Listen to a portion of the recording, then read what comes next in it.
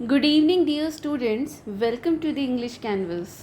सो आज हम एक बहुत ही सूदिंग एंड सोलफुल पोएम पढ़ेंगे जिसका नाम है rain on the roof by कोर्ट स्किनी। ये पोएम हमें बारिश की ब्यूटी, उसकी सूदिंग साउंड और उसके साथ जुड़ी चाइल्डहुड मेमोरीज़ की याद दिलाती है। So before we begin, don't forget to like this video, share this video and subscribe to the channel ताकि आपको हर नई वीडियो की अपडेट तुरंत मिल जाए। सो कोर्ट स्किनी जो कि इस पोएम के पोएट हैं, ये एक अमेरिकन पोएट थे। ये पोएम फर्स्ट टाइम 1849 में पब्लिश हुई थी और तभी से ये रीडर्स के दिल को छू गई। पोएम में पोएट ने अपने बेडरूम में लेटे हुए बारिश की टिप टिप आवाज़ सुनते हैं। मतलब जब ये बारिश हो रही होती है तो वो अपने बेडरूम से ही लेटे लेटे बारिश की टिप टिप आवाज़ को सुन रहे होते हैं। जब भी उनके घर की छत यानी कि रूफ़ पर बारिश की बूंदें गिरती हैं तो उनकी जो बारिश की आवाज़ होती है वो उनके दिल को काफ़ी सुकून देती है, काफ़ी काम कर देती है और बचपन की स्वीट मेमोरीज़ को जगा देती है। तो ये पोएम बारिश जो है उनके लिए एक नॉस्टैल्जिया है जो उन्हें उनके बचपन में ले जाता है। वो उन्होंने इस पोएम में रेन की आवाज़ को एक नेचुरल लुllaby कहा है। पोएट को अपनी लेट मदर की याद आती है जो उन्हें प्यार से स्टोरीज़ बताया करती थी। और ये पोएम बारिश को एक कंफर्टिंग कंपेनियन के रूप में दिखाती है। इसका थीम है नेचर की beauty, childhood memories and mother's love. तो चलिए पोएम को लाइन बाय लाइन पढ़ते हैं और इसका डीप मीनिंग समझते हैं। सो when the sky is covered with dark clouds and it starts raining, have you ever listened to the patter of soft rain on the roof? तो जब भी कभी आसमान काले बादलों से घिर जाता है और बारिश होती है तो जब भी बारिश होती है तो आपने अपनी रूफ़ पर गिरने वाली सॉफ्ट रेन मतलब बारिश की वो जो सॉफ्ट आवाज़ है, जो साउंड है, क्या उसको कभी सुना है? और जब भी आपने सुना है तो आपके माइंड में क्या थॉट्स आई हैं? What thoughts flash through your mind as you heard this melody of nature? तो जब भी आप ये बारिश की आवाज़ सुनते हैं जो आपको बहुत ही काम करती है, जैसे पोएट को भी बहुत काम कर रही है ये जो आवाज़ है, तो आपके माइंड में क्या आता है? तो आप पोएम को पढ़िए और देखिए, फाइंड आउट करिए कि पोएट ने क्या कहा है रेन के बारे में, कि क्या उन्हें ये फील होता है कि कौन सी यादें उनको याद आती हैं जब भी बारिश होती है। तो चलिए पहला स्टेंजा पढ़ते हैं। When the humid shadows hover over all the starry spheres and the melancholy darkness gently weeps in rainy tears, what a bliss to press the pillow of a cottage chamber bed and lie listening to the patter of the soft rain overhead। तो वो कहते हैं कि जब भी humid shadows यानी कि बादल जो हैं, मतलब ह्यूमिड शेडोज़ मतलब ऐसे बादल जो पूरे स्काई को कवर कर लेते हैं।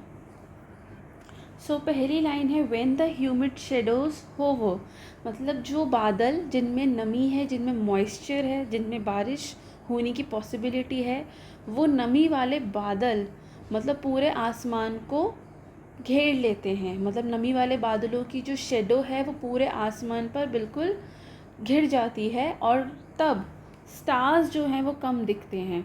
मतलब बारिश का मौसम सिर्फ मौसम नहीं है, ये एक आउटर एटमॉस्फेयर है और इस आउटर एटमॉस्फेयर में एक बहुत ही शांत, बहुत ही पीसफुल, कामफुल, इंट्रोस्पेक्टिव मूड बन जाता है। ह्यूमिड शेडोज़ जो इसका मतलब यहाँ पर है, ये काफ़ी फीलिंग से भरा है, मतलब काफ़ी भारी एटमॉस्फेयर की बात हो रही है। ये ऐसे आसमान की बात हो रही है जिसमें सब जगह मतलब पूरे आसमान में बादल घिरे हुए हैं, यहाँ तक इतने घिरे हुए हैं कि अब हमें स्टार्स भी नहीं दिख रहे हैं। Right, and the melancholy darkness gently weaves in rainy tears. तो यहाँ पर ये कह रहे हैं कि पोएट कह रहे हैं कि अंधेरा उदास सा है और धीरे धीरे बरसात की बूंदों की तरह रो रो कर गिरता है। मतलब ये जो काले बादलों ने आसमान को घेर लिया है, यहाँ पर हमें आसमान की उदासी देखने को मिलती है और आसमान इतना ज़्यादा उदास हो जाता है कि वो धीरे धीरे रोने लगता है और वो कैसे रोने लगता है जब बारिश शुरू हो जाती है। सो यहाँ पर नेचर को भी ऐसा दिखाया जा रहा है कि उसका भी, उसके अंदर भी दुख है। तो रेन को पोएट ने नेचुरल टीयर्स दिखाया, मतलब रेन जो, ये जो रेनी टीयर्स है ना, नेचुरल टीयर्स हैं, उसको दिखाया है कि वो जो नेचुरल टीयर्स वो बारिश ही है। मतलब बारिश को यहाँ पर पोएट ने नेचुरल टीयर्स कहा है, जो कि सैडनेस और कैथारसिस दोनों ही हैं। What a bliss to press the pillow of a cottage chamber bed।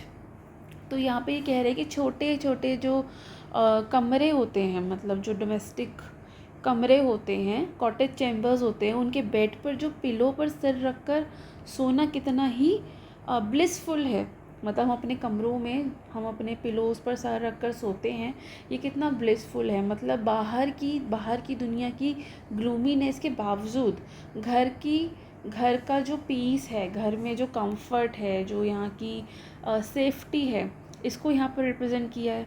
तो रेन के साथ घर का कंफर्ट का कंट्रास्ट किया गया है कि मतलब बाहर बारिश हो रही है, बाहर शायद इतना कंफर्ट नहीं मिले, लेकिन जब बाहर बारिश हो रही है तो घर के अंदर काफ़ी कंफर्ट मिल रहा है, right. And lie listening to the patter of the soft rain overhead. तो यहाँ इन दो लाइंस का मतलब है कि छत पर नरम बारिश की टप टप की आवाज़ आ रही है। मतलब बारिश को काफ़ी नर्म बोला गया है कि धीरे धीरे बारिश हो रही है। उसकी जो टिप टिप की आवाज़ कौन सुन रहा है? पोएट सुन रहा है, जो कि अपने बेड पर लेटा हुआ है। मतलब अपने बेड पर लेटा हुआ है और उसकी छत पर, सीलिंग पर बारिश की, मतलब उसकी रूफ़ पर मतलब वो सीलिंग की तरफ देख रहा है और उसको आवाज़ें फ़ील हो रही हैं, सुनाई भी दे रही हैं, जो उसकी घर की रूफ़ पर टप टप होकर गिर रही है।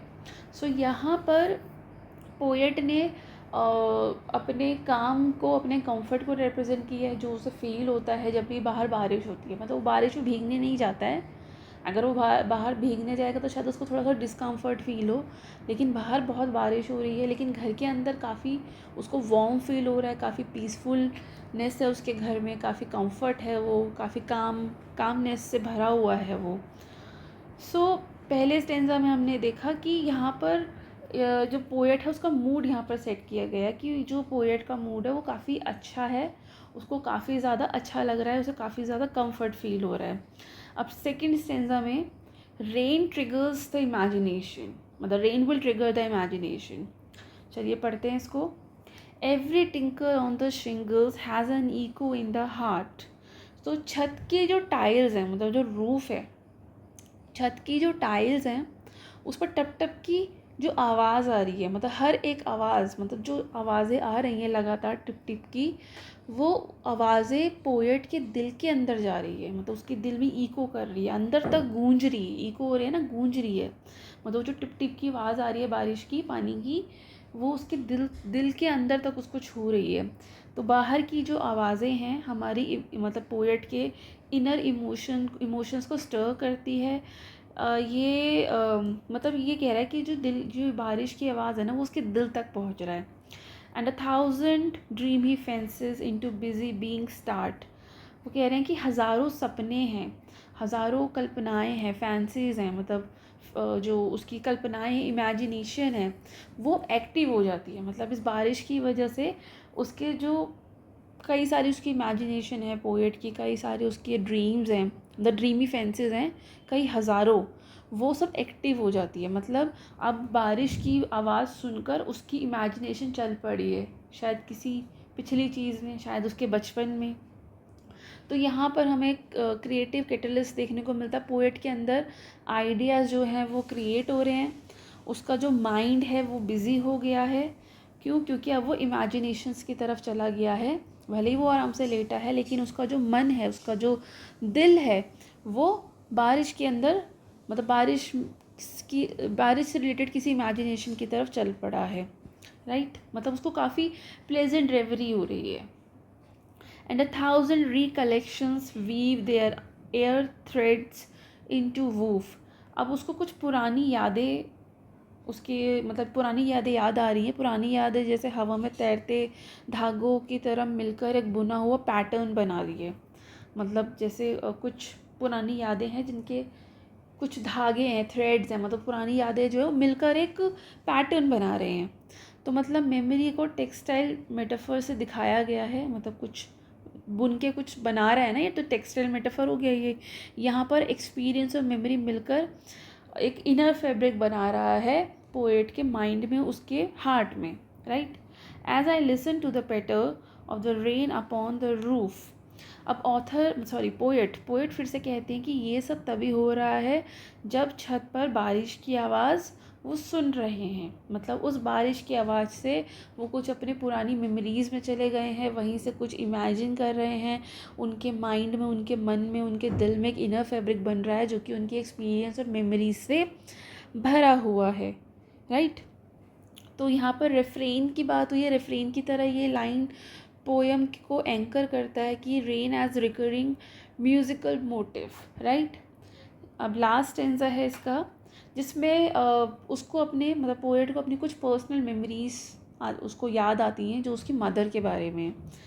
Now in memory comes my mother as she used in years agone. अब वो कहते हैं कि अब ये बारिश जो हो रही है इससे मैं कुछ पिछली यादों में जा रहा हूँ, तो अब मुझे अपनी माँ की याद आ रही है। और माँ की याद कैसे आ रही है, जैसे वो अपने पहले के दिनों में थी, जब वो शायद अपने यूथ में थी या अपने मिडल एज में थी, मतलब जब वो ज़िंदा थी, तो वो तब की उसको अपनी मम्मी याद आ रही है। So here we can see that the rain triggers specific person memories, specially nurturing figures about his mother, right. To regard the darling dreamers ere she left them till the dawn। अब माँ वैसी ही थी जो बच्चों को प्यार से देखती और उन्हें रात भर सुलाती थी। सो मदर का यहाँ पर जो फिगर है वो एज अ प्रोटेक्टर दिखाया गया है, एज अ गार्जियन दिखाया गया है। मदर का नर्चरिंग साइड ऑफ दिखाया गया है, जो उनको मेमोरीज़ में उनको याद आ रहा है। तो क्योंकि अभी वो बेड पर लेटे हुए हैं, उनका शायद बेड टाइम चल रहा है और बारिश हो रही है, तो अपनी माँ की भी उन्हें वही याद आ रही है जब वो उनको अपने साथ पूरी रात भर सुलाती थी, उनको प्यार से सुलाती रहती थी। मतलब जैसे मदर अपने बच्चों को प्यार करती है वैसे ही करती रहती है। मतलब यहाँ पर रेन से जुड़ा हुआ कंफर्ट जो है वो उसको उनकी मदर की तरफ ले गया, मदर की यादों में ले गया। Oh I feel her fond look on me as I list to this refrain. अब वो कह रहे हैं कि मैं ना महसूस करता हूँ कि माँ मुझे प्यार भरी नज़रों से देख रही है जब मैं ये बार बार होने वाली रेन की आवाज़ सुन रहा हूँ। मतलब जैसे जैसे ये आवाज़ सुन रहे हैं, मतलब ये जो साउंड सुन रहे हैं बारिश की टिप टिप की, वैसे वैसे उन्हें ऐसा लग रहा है कि जैसे उनकी माँ उनको बहुत ही प्यार से देख रही है। जैसे अक्सर बच्चों को उनकी माँ जो होती है प्यार से दिखती है ना, बिल्कुल वैसे ही। और ये नज़रें उन्हें प्यार भरी इसलिए भी ज़्यादा लग रही है क्योंकि अब माँ उनके पास नहीं है। सो यहाँ पे ऑडिटरी ट्रिगर हो गया है। ऑडिटरी मतलब कैसे, ऑडिटरी होता है जब हम कुछ सुन के इमेजिन करते हैं, ऑडिबल जिसे कहते हैं ना, ऑडियो। तो ऑडिटरी ट्रिगर हो गया है रेन से कि मतलब रेन की आवाज़ से एक विजुअल इमोशन बन रहा है। मतलब ऑडिटरी ट्रिगर है जो कि रेन है, उससे विजुअल इमोशन बन रहा है जो कि उनकी माँ का लुक है, और उसका क्रॉस मॉडल मेमोरी एक्सपीरियंस यहाँ पर देखने को मिलता है। तो रेन यहाँ पर इमोशनल ब्रिज की तरह काम कर रहा है, जो उसको उसकी माँ के पास ले गया है, उसके बचपन में ले गया है। Which is played upon the shingles by the patter of the rain. वो कहते हैं कि छत पर बरसने की पानी की जो आवाज़ें हैं, मतलब जो शिंगल्स हैं, जो आवाज़ें हैं, वो ऐसी हैं जैसे कि कोई गीत बज रहा हो, और वही गीत माँ की याद को जगाता है। ये गीत वही उस गीत जैसा है जो उनकी माँ उनको सुलाते समय सुनाती थी, जिसे हम लोरी कहते हैं। तो ये जो रेन की टिप टिप की आवाज़ है ये बिल्कुल उनकी माँ की लोरी जैसा है। जैसा उनको अपनी माँ की लोरी सुन के कम्फर्ट फील होता था ना, जो सुकून उनको उनकी माँ की लोरी सुनने के बाद मिलता था, वही सेम सुकून उन्हें आज इस रेन की आवाज़ में मिल रहा है। तो पोया में म्यूज़िकल मेटाफर के लिए रेन को बार बार यूज़ किया गया है। रेन की जो साउंड से मेमोरीज़ उनकी ताज़ा हुई है, और मेमोरीज़ से उनको एक इमोशनल चेन बना है जो उनको उनकी माँ के पास ले गया है, राइट। सो ये पोएम यहीं ख़त्म होती है। पोएम यहीं ख़त्म हो जाती है इन 3 स्टैंज़ा के साथ। ये पोएम वैसे बहुत ही अच्छी थी, नॉस्टैल्जिया था इसमें। Today we explored the beautiful poem Rain on the Roof, which is written by Kurt Skinny। हमने देखा कि जो रेन है, it's not just water falling from the sky, ये एक इमोशन है, एक मेमोरी है, और एक कनेक्शन है हमारे, जो हमारे दिलों को जोड़ता है अपने लव वन से, डियर वन से. The poet beautifully expresses how the sound of raindrops brings back sweet childhood memories of his mother and fills him with great comfort. So हमेशा एक बात याद रखिए जब भी आप पोइट्री पढ़ते हैं, poetry is not just about words, it's about feelings hidden between the lines.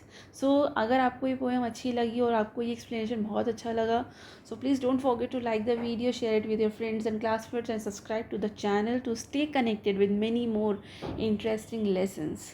सो आज की क्लास यही ख़त्म होती है. See you in the next class with another beautiful chapter. Thank you.